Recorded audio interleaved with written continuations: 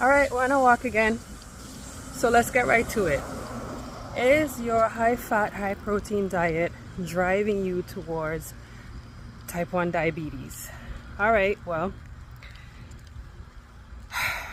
I've said for a very long time that whenever you take in, well, the body is very dynamic, okay? Whenever you take in exogenous nutrients, level 2 nutrients, enzymes, or hormones that your body makes on its own endogenously, when you take it in exogenously, you downregulate your body's ability to produce these things. DHA, vitamin D3, like all these different things, right? That everybody tells you is so good to take. You downregulate your body's ability to produce it on its own. So for a long time we've known, it's been well documented, that if you eat a high fat diet or a high animal based diet, you interfere with your cell's ability to detect insulin. That's what's called insulin resistance, okay? That's well documented, it's already known. It might not be spoken about on the internet, but we know about it.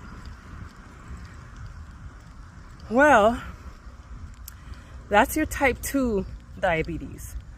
What they're now discovering is that when you chronically remain low carbohydrate, okay, so that's your ketogenic and your Atkins type diet.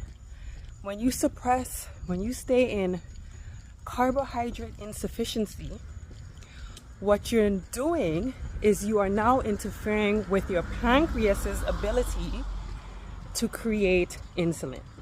Okay, the beta cells in your pancreas that create the insulin, you are now interfering with it. They don't want to say you're damaging your pancreas. They don't want to say that. So when you mess with your ability to actually create insulin from your pancreas, you're stepping into a different type of diabetes. Now you're stepping into your type 1 diabetes.